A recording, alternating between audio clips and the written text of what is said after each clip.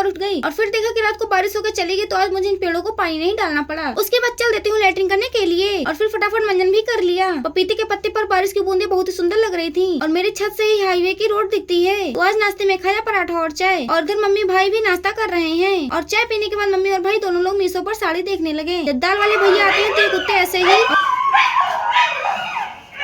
ये किस चीज के फूल है कमेंट करके बताइए। और उधर मशीन में कपड़ा धुलने के लिए डाल दिया। उसके बाद मम्मी ने बर्तन मांजे और मैंने फटाफट से सारे बर्तन को धुल दिया। बर्तन धुलने के बाद फटाफट कपड़े भी धुल लिया। उसके बाद सारे कपड़ों को रस्सी पर फैला दिया। मशीन से इतना गंदा पानी निकला कि जैसे कि नाली का बोदा हो। तो अब मैं इतना ढेर सारा कूड़ा नहर पर फेंकने के लिए चल देती हूँ। तो मैंने नहर पर कूड़ा फेंक दिया और नहर में ही बहुत ही हरी हरी सी नारी भी लगी है। केचुआ बेचारा जान से चला गया और चींटा को खाने में मजा ही नहीं आया। तो अब मैं नहा चुकी और चल देती हूँ मम्मी को खाना देने। मैं खाना लेके जा ही रही थी कि गाय ने मेरा रास्ता रोक लिया। तो अब मैं खाना देकर आ गई और चल देती हूँ लैट्रिन करने के लिए। और अब मुझे लगा भूख, तो मैंने भिंडी और रोटी खा लिया। फिर मैं सोकर उठी तो मम्मी के साथ खस्ता भी भरवाने लगी। उसके बाद फटाफट सारे एक पत्ता को काट कर भी रख दिया और आज बंदर तो मेरे पास में ही आकर बैठ गया। मम्मी ने बंदर को खस्ता खाने के लिए भी दे दिया और फिर बंदर मामा मेरे कमरे में चले गए सोने के लिए। सोचने की कमरे से लेकर क्या जाऊँ, शायद इनको कुछ पसंद नहीं है तो वापस ही चले गए। तो अब बंदर मामा को चाय नाश्ता करा दिया और ये अपने घर जाने। तो अब मैं भी मिलती हूँ किसी नेक्स्ट ब्लॉग में, तब तक के लिए राधे राधे।